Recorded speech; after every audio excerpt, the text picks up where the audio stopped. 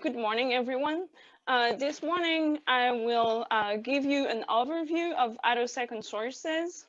And to precise a little bit what I'm talking about, I will focus on Attosecond Sources in the extreme ultraviolet, so XUV, and X-ray domains. I will not talk about Attosecond optical sources, what John Travers told us about yesterday, optical sources of a duration of sub-femtosecond. I will not talk about that. And mostly, I would talk about Attosecond sources based on higher order harmonic generation in gases. I will briefly mention HAG in solids and free electron lasers at the end of my talk, but it will mostly be focused on HAG in gases. So I will first start by telling you about the production of attosecond pulses from HAG in gases. I apologize to people who are not new in the field. This is targeted to PhD and young postdoc audience, so I apologize for this. I will cover the basics of HAG in gases, the single atom response, and macroscopic aspects. Then I will tell you about the temporal characterization of attosecond pulses. How do we make sure that the pulses are really attosecond? And finally, I will tell you how to make isolated attosecond pulses. In a second part, I will talk about new attosecond sources that are being developed now, thanks to advances in laser technologies, such as what we heard yesterday, for example. So let's start with the basics of HAG in gases.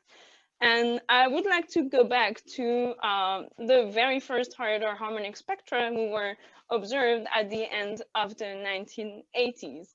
And at the time, what researchers were interested about was the interaction of intense laser pulses with gases, and in particular, strong field ionization. And at some point, instead of looking at ions and strong field to characterize strong field ionization, they decided they would like to look at fluorescence.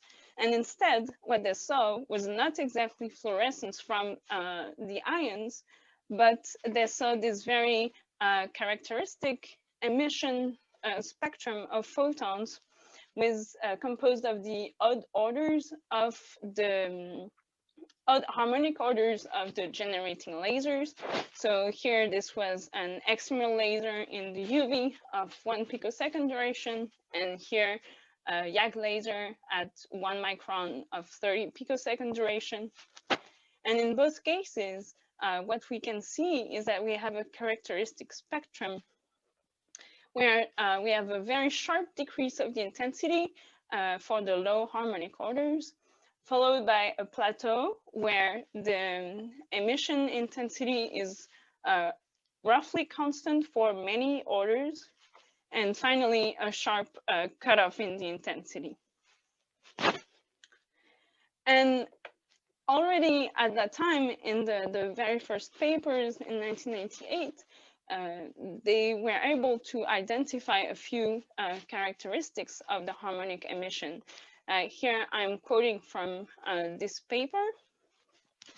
And for example, by comparing these two experiments, one in the UV, one at 1 micron, they were able to realize that the efficiency to generate higher order harmonics was higher for a long wavelength laser than for a short wavelength laser. We will come back to this later. And what was remarkable was the directional emission, so the low divergence of the harmonics that were emitted. And they noticed already at the time that such as a small laboratory scale experiment source could be at great potential for XUV spectroscopy. They did not talk about attosecond pulses at the time, but here we can notice that we have a very wide spectrum covering over 30 electron volts which extends in the XUV. And yesterday with Rocio, we saw that having a broad spectrum is a necessary condition to have ultra-short pulses. A few years later, in 1992, this is what the authors of this paper realized, that similarly to mode looking, what we saw yesterday, if we sum different harmonics, so here the first, the third, and the fifth, if we sum the electric fields in phase, we are able to have in the intensity to have very short pulses. So this is what the authors of this paper did here. They considered the harmonics emitted in xenon, so from number 5 to 21, and they did the hypothesis that all the plateau harmonics were emitted in phase. And if you sum all of these wavelengths together in phase, they were able to calculate that this would lead to the emission of 70 attosecond pulses. The natural question here is there actually a phase relationship between the different harmonics? Are the harmonics, the plateau harmonics, in phase or not? Because if not, this does not hold anymore. And the answer to this question is in the emission process of the higher order harmonics. 1 year later, in 1993, the very well-known semi-classical three-step model was developed to explain the emission process of the higher order harmonics. So in this model, we have to consider the interaction of an electron in an atom in the presence of a strong electric field. And when the electric field is at an extremum, so here I drew a maximum, the field strength is so high that it is able to bend the atomic potential that is felt by this electron here. So part of the electronic wave function can tunnel through this barrier and become ionized, is liberated in the continuum. It's not actually a free electron because it is still in the presence of this electric field, which is oscillating very fast. If we have a laser at 800 nanometer, half a period is 1.3 femtosecond.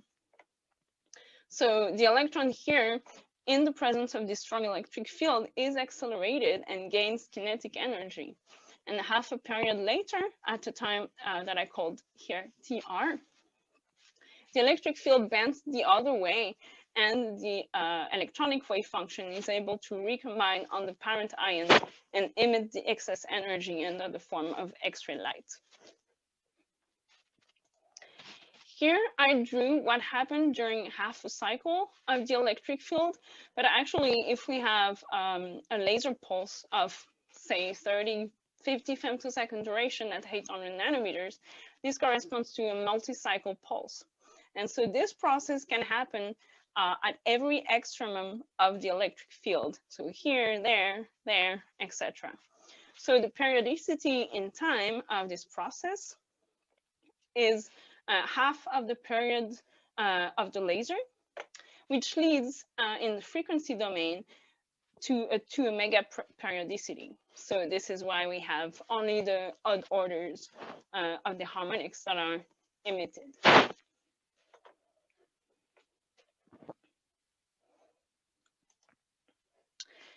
Here, I would like to exploit a little bit this semi-classical three-step model to determine qualitatively a few properties of the harmonics of the harmonic emission.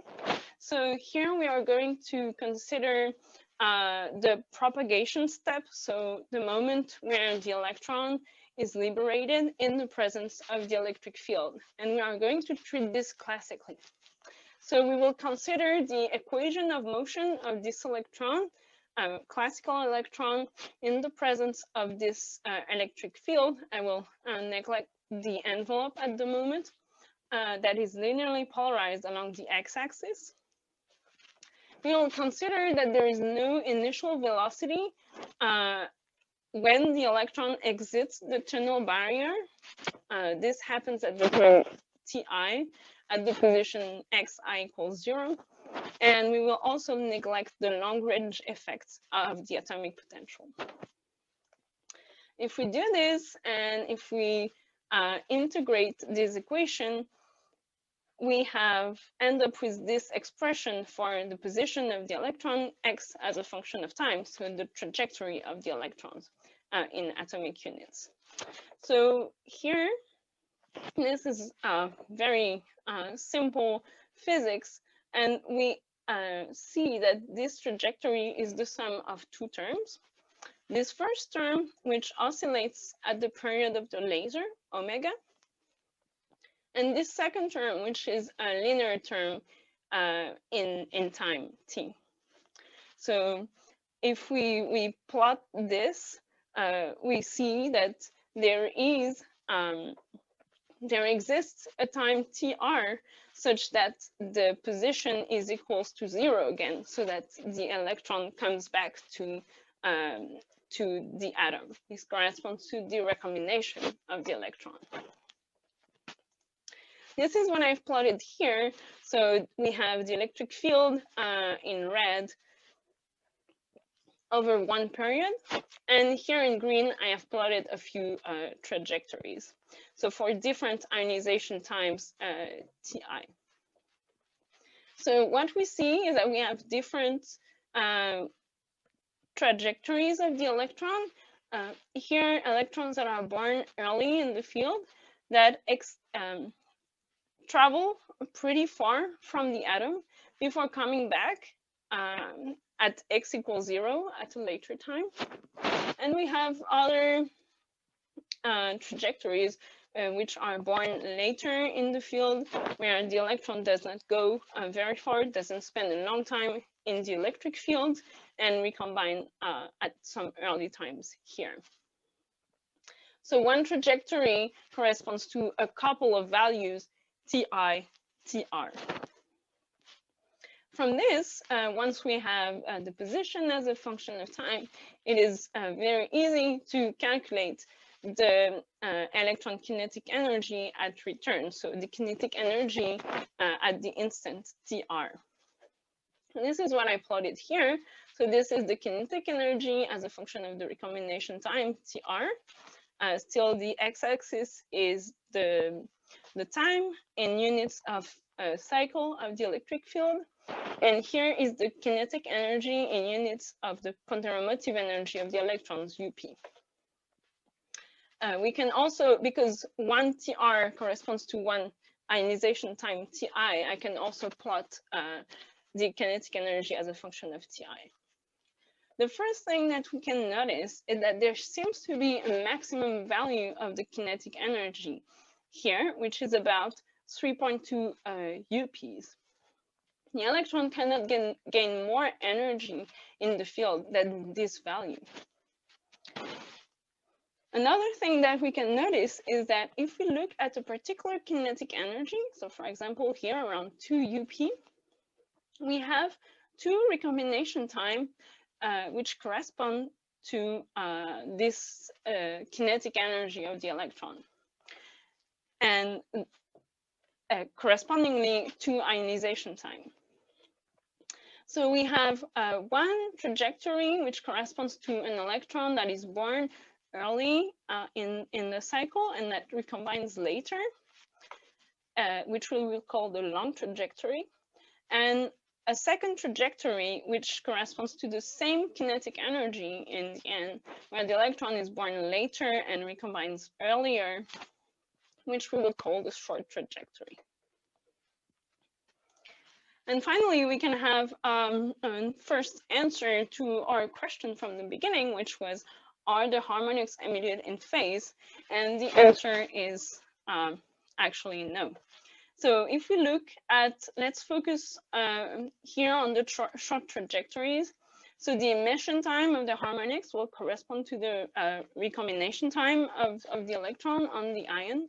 And we can see that the low energies correspond to trajectories that recombine earlier, so are emitted earlier than the high energies. And this corresponds to a positive chirp of the harmonic emission for the short trajectories. And it's the opposite for the long trajectories. So the answer to our question is actually no. The plateau harmonics are not emitted in phase, but the good news is that their phase is not random either. There is some sort of phase relationship between them. So there is still hope for attosecond pulses. Let's quickly look at how these two quantities scale with wavelengths and intensity. The maximum kinetic energy of the electron is 3.2 UPs.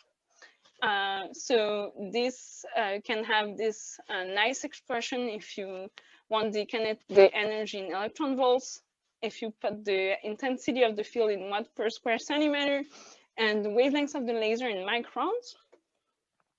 And actually, the maximum photon energy that is emitted during the harmonic emission process is the sum of this kinetic energy plus the ionization potential of the atom of the gas that you're using. So the maximum photon energy that can be reached is scales linearly with the intensity and quadratically with the wavelengths. So we will come back to this later, but in order to reach higher photon energies to go into the soft X-ray, mostly what you do is you increase the wavelengths because you cannot increase the intensity to infinity, otherwise all the medium is completely ionized and you don't have harmonic emission anymore. And we can also look at the Attochep. So the Attochep is linked to how the recombination time recombination time, kinetic energy as a function of recombination time, actually it's the inverse of this slope. But so if this is more steep, then all the kinetic energies are emitted at the same time. So this corresponds to less chirp. And on the contrary, if this is less steep, then we have more difference, time difference between the emission of the blues and the reds, so more chirp. So first, if we are at a fixed wavelength and we increase the intensity, then this value here, the maximum kinetic energy, will increase. So this will become steeper, so the Attochem will decrease. If we keep a fixed intensity, but we increase the wavelengths, now we have two things that change with wavelengths, because the maximum kinetic energy increases, but also the duration of the optical cycle is also increasing. But one scales quadratically, the maximum kinetic energy scales quadratically with lambda, whereas the cycle duration is only scaling linearly. So overall, we end up with a more steep curve, so the Attochem decreases. Here I spent some time with the semi-classical model because I think that it gives a simple picture of the HEG process in gases, which can qualitatively predict several properties of the harmonic emission in the plateau. And this is all very easy to study numerically, so I encourage the new students to look at this on their own and play with this when you have time. But actually, the HEG process is a quantum mechanical process. Well, the first step is tunnel ionization, which is intrinsically a quantum mechanical process. And then there is the other processes that cannot be described classically. So there is another model of the HEG, which is based on a strong field approximation. And I will not go too much into the details because this is really not my specialty.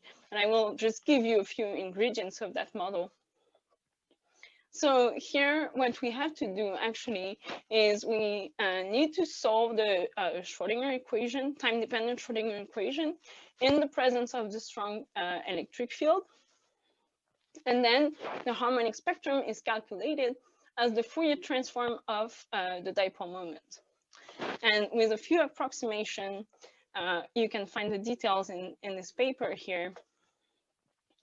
We can determine the expression of the dipole moment at the moment of recombination, TR, which has this expression, where here, so curve E is still the electric field, and A is the potential vector associated to the electric field. P is the momentum of the electron. So this looks like a complicated expression, but actually if we read it from right to left, we recognize the 3 steps of the semi-classical model that we just talked about. And we first here in blue, what we have is at the time of ionization, we have the dipole transition into the continuum. Here I will talk about S in a minute. This is the action integral. This corresponds to the propagation of the electron wave packet in the electric field. And finally, at the time TR, we have the dipole transition again, so the recombination on the parent ion. So S, as I said, is the action integral. It has this expression. It corresponds to the phase that is acquired by the electron wave packet during its time in the field between Ti and Tr.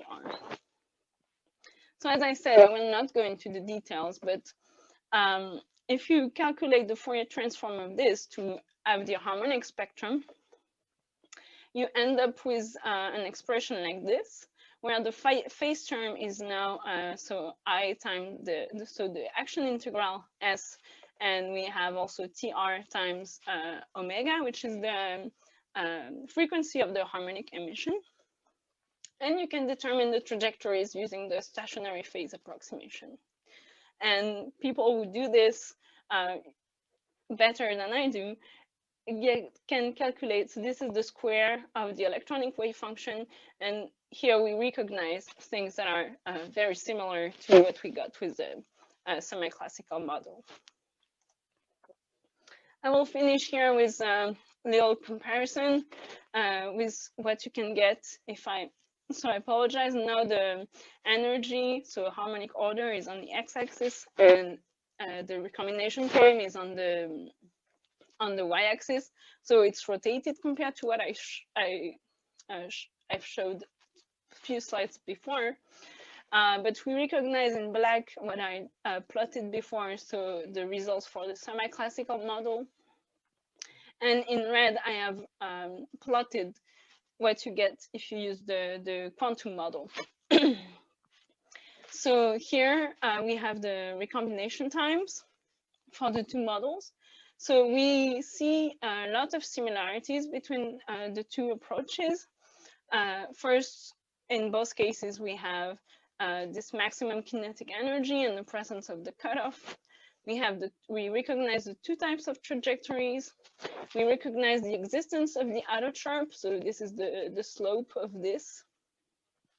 And what the quantum model describes, which is not described semi-classically, is the existence of this cutoff here, where, interestingly, all the multiple energies are emitted at the same time. So where there is no more Attochem.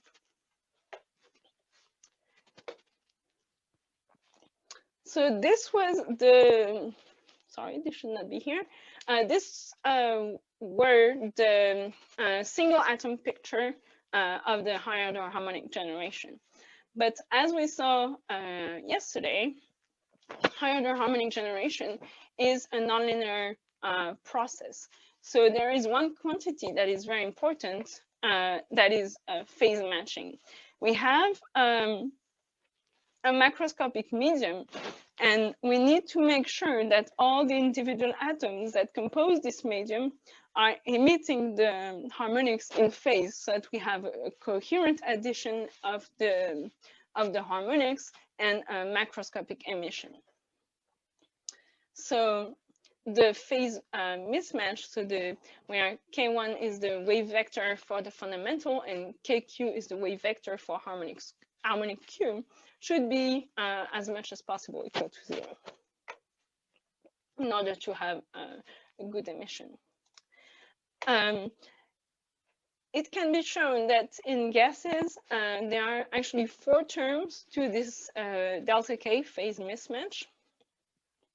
The first term corresponds to the atomic dispersion. So this is the fact that the fundamental and the harmonics don't propagate at the same velocity. So the index of refraction of the medium is not the same for at the fundamental wavelengths and at the harmonics wavelengths. We have a second term that comes from the free electron dispersion. So this is the same thing. We have some free electrons and their refractive index is not the same at the fundamental and at the harmonics Q. We have a phase mismatch term, which comes from the fact that we are focusing the laser pulse to have HHG. So this comes from the Green phase of the laser. And finally, we have a term that comes from the intensity dependence of the phase of the dipole. So this comes from the single atom response. And this is dependent on the trajectories. It's not the same for short and long trajectories. What I will say, what is important here is that what this means is that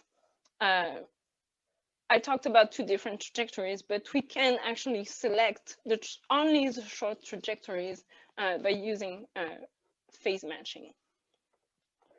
Another thing that we have to note is that if we neglect the Green phase and we consider that we are at the focus where this term is 0, we end up with only the atomic and the free electrons dispersion. And these 2 terms actually have opposite sign, which means that to have delta K equals 0, it's necessary to have a free electron. So it's necessary to have ionization of a few percent to achieve phase matching. And in order to have a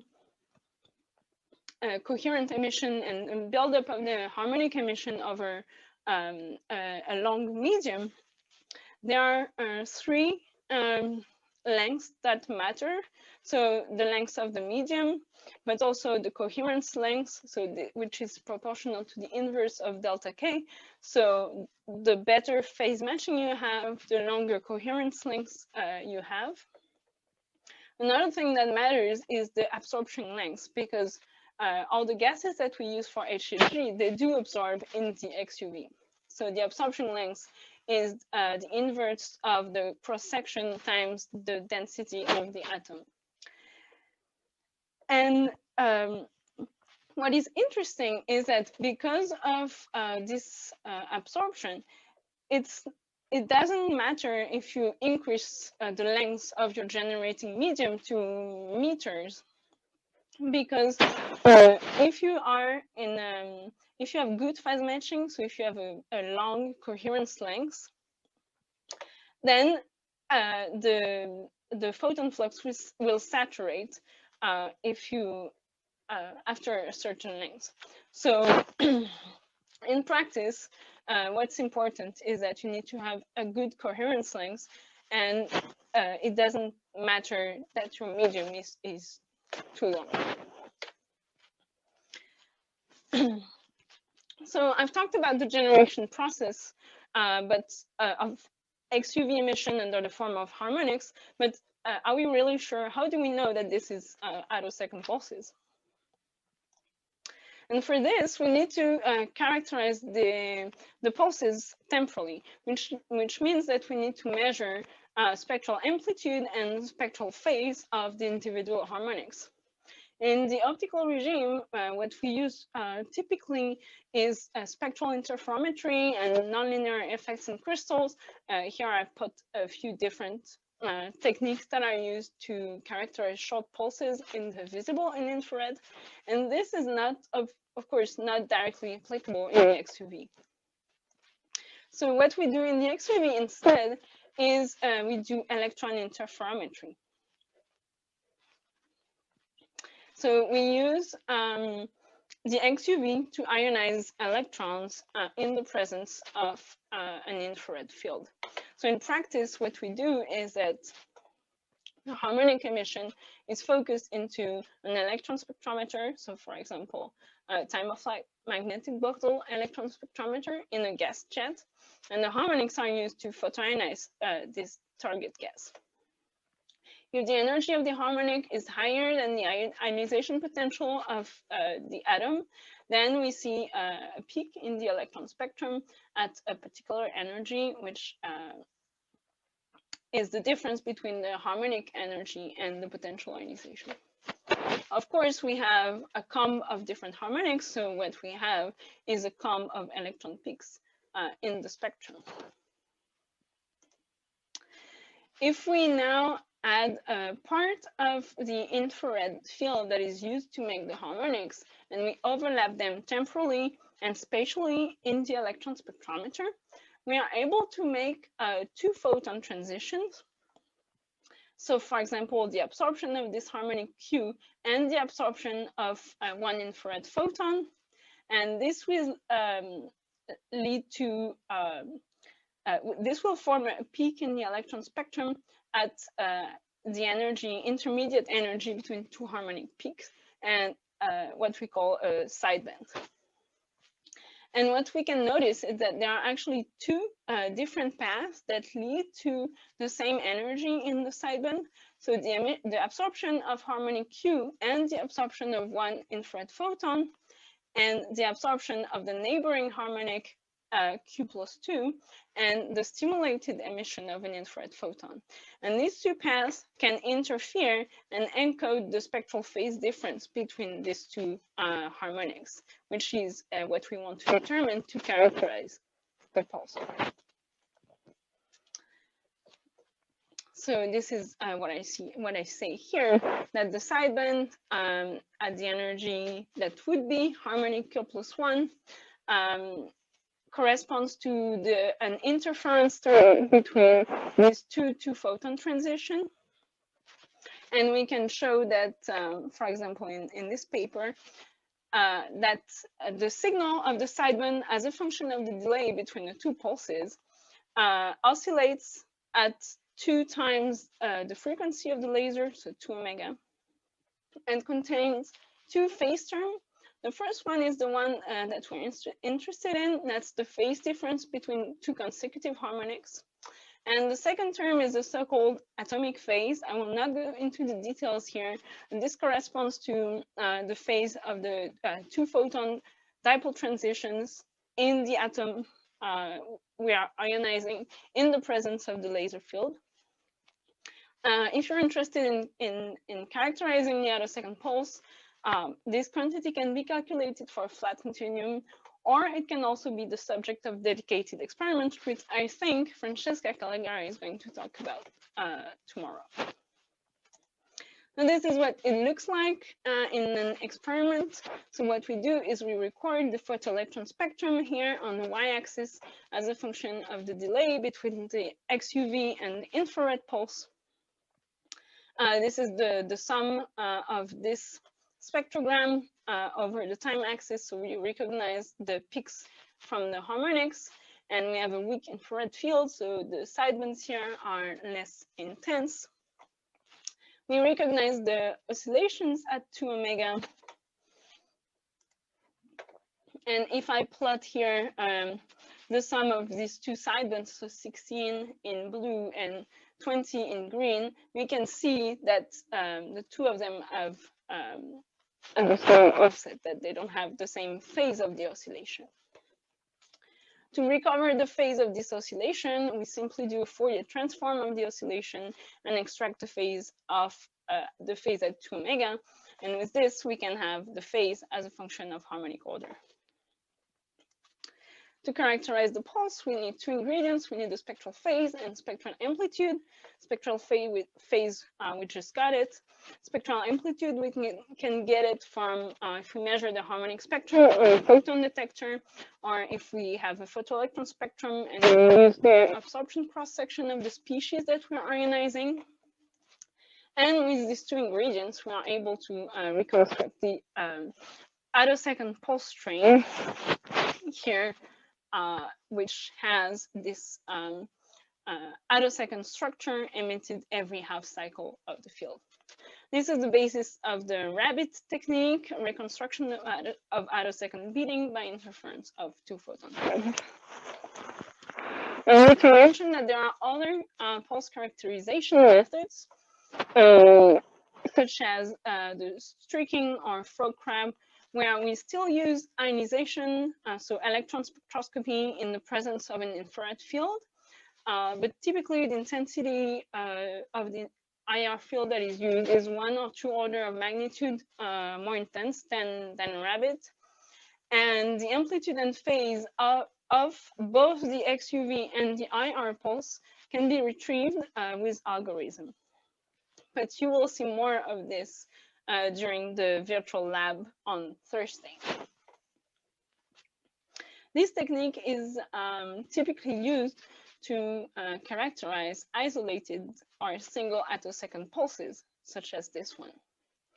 So I will talk briefly about how to make isolated attosecond pulse. So we saw that the attosecond pulse train structure and the harmonic comb structure are both related to the fact that the HAG process is happening every half cycle of the laser field. So the idea to have a single attosecond pulse is to restrict the emission of the XUV to a single half cycle. One consequence of this is that the emitted spectrum will not have the harmonic structure anymore, but will be continuous. Here I will talk about 2 different methods briefly to make isolated attosecond pulse. One that is polarization gating, and the other one is the amplitude gating. For polarization gating, what we do is that we use a generating laser which has a time-dependent ellipticity. Why do we do this? To enter this, let's go back to the simple classical picture of the electron. This is now the trajectory of electrons in the XY plane. Earlier, we used a linearly polarized laser. So the electron as a trajectory along x and comes back to x equals 0 after some time. Now, if we have an elliptically polarized laser, what we can see is that the electron goes very far and never comes back to the parent ion. So if you try to generate harmonics with an elliptically polarized laser field, it's very inefficient. And indeed, the efficiency decreases very much as soon as you increase the ellipticity of the laser pulse by a little bit. So we can use this as a trick to confine the harmonic emission to a single half cycle. This is an idea that was proposed early in the 1990s, but started to develop in the 2000s. Where we start from an already short pulse, maybe 5 femtoseconds, so 2-3 cycles at 800 nanometers. And the idea is to separate from this pulse to create 2 cross-polarized twin pulses. So one that will be both are linearly polarized, but at 90 degrees from one another. And then the 2 pulses go through a quarter wave plate. So we have at the beginning of the pulse, say a left-handed circular light, then it goes to linear polarization during a very, very short amount of time, and then goes to right circularly polarized. And the duration of this gate, the duration where the pulse is linear, as this expression. So it depends on the pulse duration, tau, and the delay between the two pulses that is created after this quartz plate, and the threshold ellipticity, so the ellipticity such that the harmonic emission is decreased by a certain value. So to have an isolated attosecond pulse, what you need is to have the duration of the gate that is shorter than half a period of the laser field. And this is, if you do this, you get the harmonic spectrum here in black, so which is indeed a continuous spectrum. This technique is quite restrictive on the pulse duration and the gate duration, because we really need only half cycle to generate the isolated attosecond pulse, such that variants of this method have been developed, such as the double optical gating, where a weak second harmonic field is added to the polarization gating field, so that we go from this electric field in red with emission every half cycle to periodicity, a field that has a different periodicity, so that the gate can be a little bit bigger, up to 1 period of the laser field. And this can accommodate longer starting pulses. So for example, here it's with a pulse of 9 femtosecond, where we have here the harmonic spectrum. If we have only one color, so only the red, we see the discrete peaks.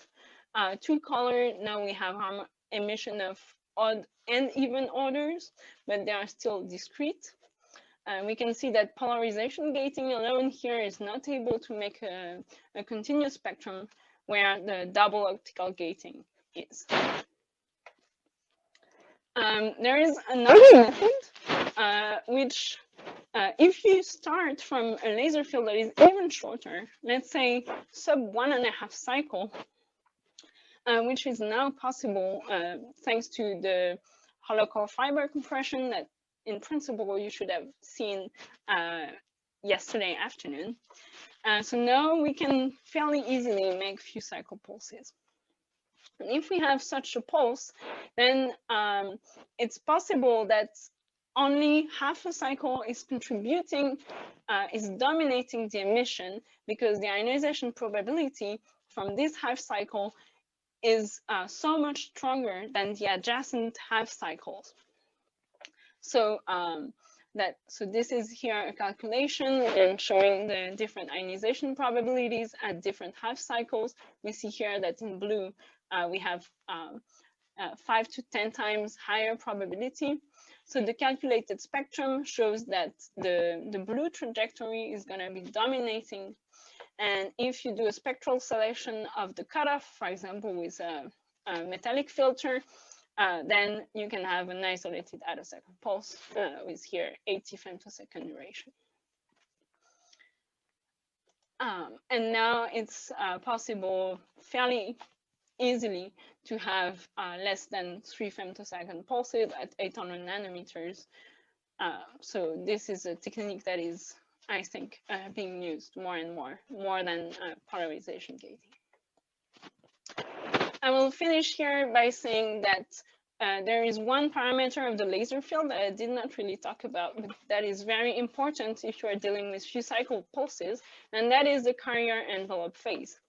Because once you start having very short pulse, it matters a lot, whereas whether your pulse is a sine or a cosine function. So if we have the maximum of the field at the maximum of the envelope, we can have one. So this is the blue case here. We can have really one maximum that is dominating. If the carrier envelope phase is slightly different, we can start to have two different extrema that are contributing.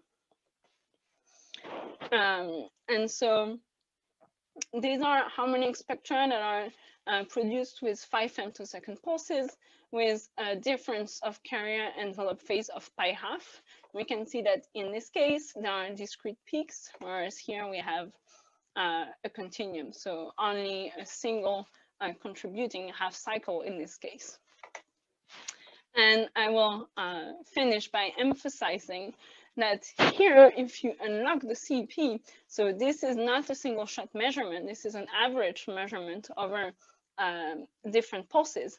And if the CP is not good, and you have many, many different values of the CP that you are integrating, and so these fringes get blurry, so you can have a spectrum that looks continuous, but this is not the same thing as an isolated attosecond pulse. So I want to really emphasize the importance of the temporal characterization of the pulses. I need to mention that currently the shortest attosecond pulse duration is 43 attoseconds. That was generated from an 11 femtosecond pulse in the mid-IR. Okay, I have a few more minutes to tell you about new sources that are being developed, and in particular, very related to both the use of attosecond sources now for ultrafast spectroscopy, as we will see tomorrow in the talks of tomorrow and Thursday, and also strongly related to developments and advances in laser technologies, as what we saw yesterday. So the current directions, I would say, in attosecond sources are going to higher photon energies, higher pulse energies, higher rep rate, angular momentum, and then I will briefly mention other sources than HHN gases. So there is one direction that is going towards soft X-ray photon energy. So let's say above 120, 150 electron volts up to kilo electron volts, where we can access in this energy range core electron transitions of transition metals or elements of organic molecules, and where we could take advantage of the spectroscopic properties of techniques that are widely used now at synchrotrons, such as the element specificity or the chemical sensitivity of spectroscopy in this energy range. So as I said earlier, what we need to do is to increase the cutoff energy, but unfortunately, if you do the calculation with an 800 nanometer laser, the highest kinetic, the highest photon energy that you can get doesn't extend to the soft X-ray. So the strategy is now the use of longer wavelength laser. So if you use 1.3 micron or 2 micron lasers instead of 800 nanometers, you are able to go to higher energies. And this will be the subject of Katerina Bodzi's talk right after me at 10 o'clock this morning. Another direction is making intense XUV pulses. So if we have high XUV pulse intensity, we will be able to access nonlinear process in the XUV or XUV probe experiments. So for this, what needs to be done is scaling the HHG process to increase the XUV pulse energy. So how do we play with the macroscopic parameters of the emission to have more energy in the XUV pulse? And I invite you to go to this reference here, where the authors derive scaling rules for the HHG process. And this is summarized in this table here. So the first line is what is typically used in normal laboratory, so a few millijoule, 1 millijoule energy and 1 meter focal length, let's say. And if you want to increase the pulse energy, to increase the output energy, so the energy of the pulse in the XUV, you need to go to higher focal lengths and lower pressure generating medium. So here is one example of such a beamline that used this approach. So here, of course, we have a high infrared pulse energy. So this comes together with a lower rep rate. This is only at 10 Hertz. And here, the infrared light is focused with a focal length of 17 meters. into a 10 centimeter gas cell with low pressure. And then the XUV light diverges for 14 meters in order to expand. And it's focused with a very, very short focal length mirror inside an ion spectrometer. And what the authors here are able to see is xenon ions with 4+ or 5+, which are the signature of two-photon process here in the XUV. One other direction that we talked a lot about yesterday was going to higher repetition rate. So TISAF lasers are typically operating between 10 Hertz and 10 kilohertz. And at higher repetition rate, we would be able to apply this XUV source to applications that require high average flux, but not necessarily high XUV intensity. So for example, coincidence detection or surface photoemission. So this is very strongly related to the development of OPCPA and ytterbium fiber laser technologies, which have a lower energy per pulse than TISAF lasers, so typically hundreds of microjoules. Here, if we look at the scaling of the HAG process to lower pulse energies, what we need to do instead is to focus very, very strongly into a high pressure target. Another problem that can arise with this type of source is that we have high average power, so this can cause thermal effects in the filters or in the optics. So you have to use different strategy to deal with the heat. One of them is to use actually an old technique for harmonic generation, which is generating with an annular beam, so that you can remove the IR by closing an iris under vacuum, because the IR has an annular shape. Or you can place XUV IR beam splitters. I will give here a few examples of harmonics that are generated with ytterbium doped fiber lasers. So this type of lasers operate in the mid-IR around the wavelength is fixed around 1 micron, and they are able to make pulses that are fairly long, actually longer than TISAF lasers, 100 to 200 femtosecond, with a few hundreds of microjoules per pulse. And the first experiment that was done here at the megahertz repetition rate was in 2009, where they were able to make harmonics in xenon with such a source.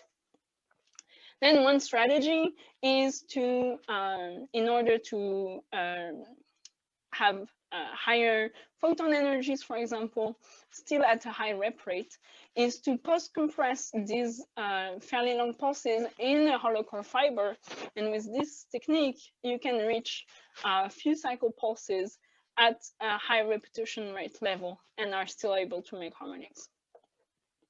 Another strategy, if you want to instead increase the harmonic pulse energy, is to convert the 1 micron wavelengths into the visible or UV, where the harmonic emission is more efficient. And here it's possible to have fairly high efficiency HAG at a few hundreds of kilohertz. We talked about OPCPAs a lot yesterday, and I will just mention that with OPCPA, one good thing is that they can operate at, they have some tunability and they can operate in the mid-IR. So it's good to combine high repetition rate source with high photon energy.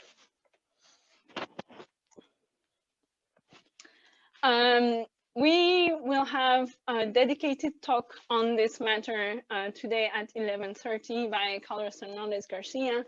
So I will not say too much about generating attosecond pulses with angular momentum, so circular polarization. But you are invited to look at these references and to listen to Carlos's talk at 11:30.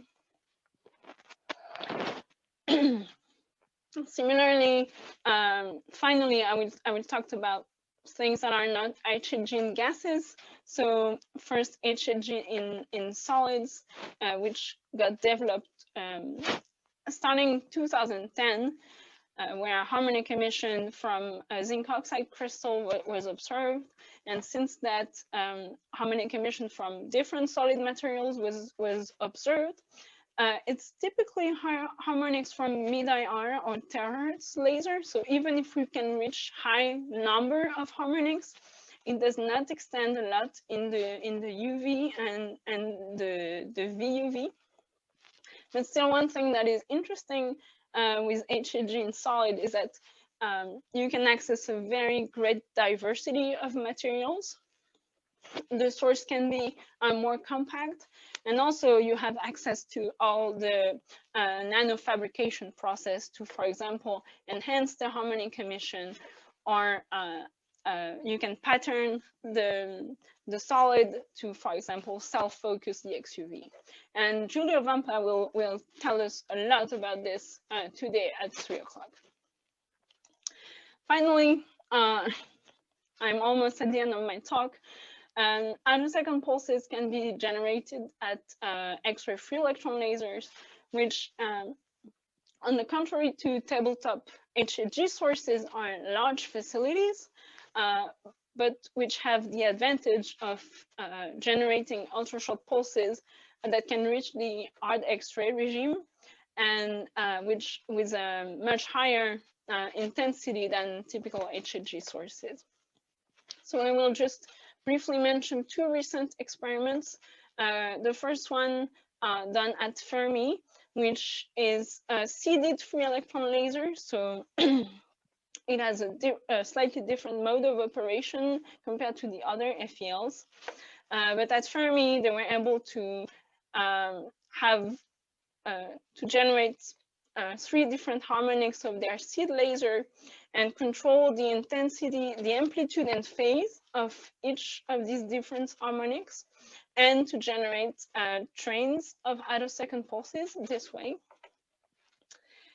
And very recently as well, single attosecond pulses were produced here at LCLS.